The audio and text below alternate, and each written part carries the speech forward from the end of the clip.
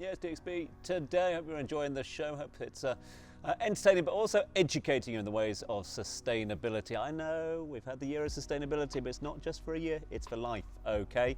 And that's what we're trying to do, meeting those individuals who are literally pushing the agenda with regards to sustainability, both from a personal point of view, but also from a corporate point of view as well. In fact, our next guest is the CEO of a sustainable technology company, which is changing the way that we drink and deliver water.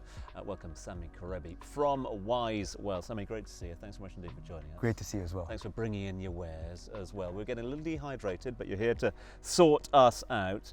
Wisewell AE. Reshaping the way we think about water. How? So, I think the old way we drank water, which was typically from a plastic bottle, is not just detrimental to our planet, it is also to our health. And so a few years ago, I was really thinking about some of the large problems out there that today's technology can solve, and water just jumped off the page. Currently, around the globe, around 600 billion plastic bottles end up in landfills. Only 5% are recycled around the globe as well. So it's a disaster in terms of sustainability, and it's a more expensive, less healthy, and far less convenient way to drink compared to purified water. So we really wanted to zoom into purified water and see how we can convert people from plastic to healthier, more sustainable water in a way that's more aligned with today's consumer. And this for me is music to my ears, after so many years fighting plastic bottles and also partnering with the Dubai government on the Dubai Can campaign. It's been really incredible these past years to see how many technologies have been able to come to the market and propose their services. I know that your technology is very specific because it's not just filtering the water being connected to the tap, but you allow also people, companies to be disconnected from the main tap, right? Yes, exactly. And Tatiana, I think some of the work that you were doing at Gumbuk in the early days was actually hugely important in terms of getting people to recognize that there is water purification out there and really being a conduit towards the business world and offices and purified water, right? But ultimately, we did a survey, and we did a YouGov survey a few months back. We interviewed 1,000 people in Saudi Arabia and 1,000 people in the UAE. And only 17% of households, 16% of households were using purified water as their primary way to drink water. And 80% of people were concerned about the impacts of plastic on their health beyond sustainability. So there's this massive disconnect. And so we asked ourselves why. And one of the things you just raised was, connection. A lot of people don't have access. They don't want to be drilling through their kitchen counters. They may be renters. They may just appreciate their counter a bit too much. And for that reason, we looked at Nespresso, and we said, is there a way to make a solution that just requires a power source and a plug? So we created a removable tank. It fills up with 5 liters. There's 5 liters on the inside. So effectively, we're half of one of those 5-gallon jugs in just one pour, which takes a few minutes. And really, we tried to alleviate one of the pain points that existed for the conversion from from plastic bottles to purification. You mentioned about the healthy side of it. Now, I'm terrible, and I know anyone watching this who knows me, I don't like water. I don't enjoy the taste of it, which sounds crazy, I know, because then people say it doesn't taste of anything. I'm like, that's the point.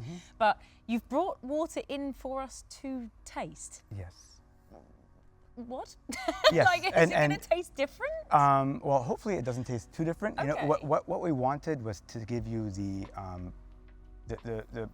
most purified, cleanest water that we can give, converted from tap water, right? So what you're effectively drinking is what's coming out of your taps, run through a purification process, and then remineralized to add essential minerals, but mostly those minerals are for flavor and for texture. We actually have a water sommelier on our advisory board. Of course you do. 250 of them in the world. That is such a Dubai sentence. It is. Well, actually, she's based in Toronto, but okay. We're looking for some in Dubai too. If anyone. I'll drink water for you. Perfect. Yeah. It's actually very exciting to have you here because I've been drinking Wisewell for years. Oh, amazing. My it's not in my house, but my best friends have a Wisewell in their house. And what I found most interesting, I don't have the space for it, but the reason I'd want to get it, because you don't have to buy the machine, do you? You can rent the machine. Yeah, so actually the majority of our customers, we didn't want to change people's behavior at all. So when you buy a purifier, you're effectively buying 5 years of water at once, which has a cost. And a lot of people don't want to take that plunge. And if they don't use it, that's plastic wastage. Exactly. So what we did was stay aligned with the behavior. On a monthly basis, you're buying your water.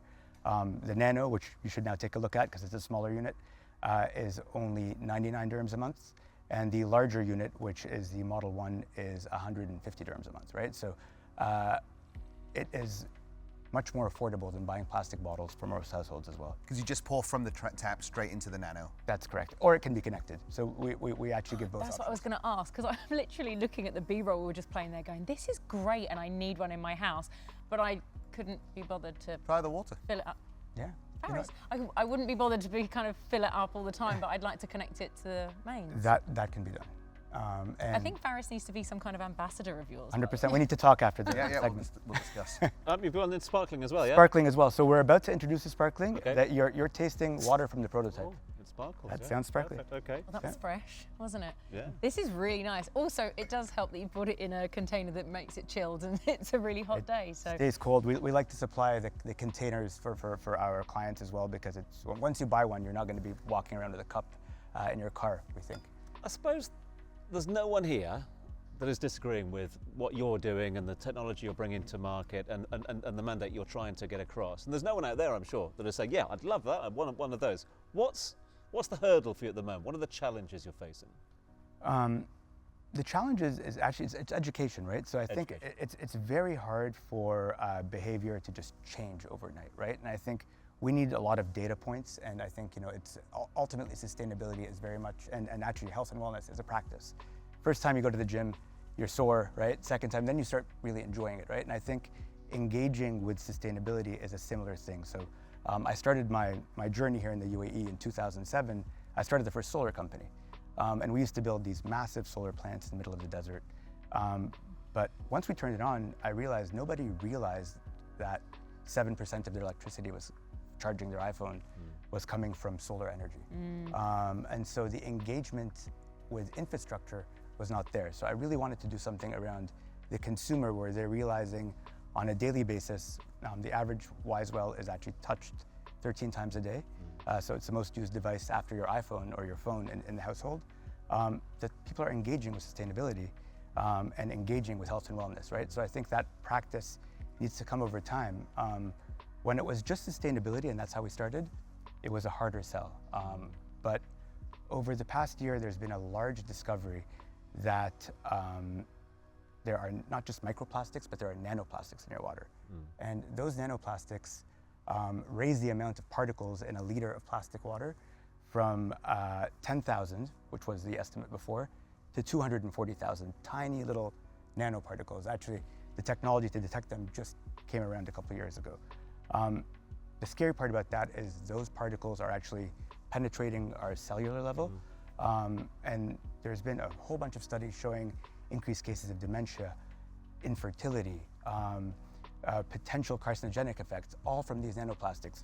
We're just learning. We don't know exactly what the outcomes are, but it's abundantly clear that they're not good for us, right? And we just need to figure out how to avoid that, and water is a very obvious one.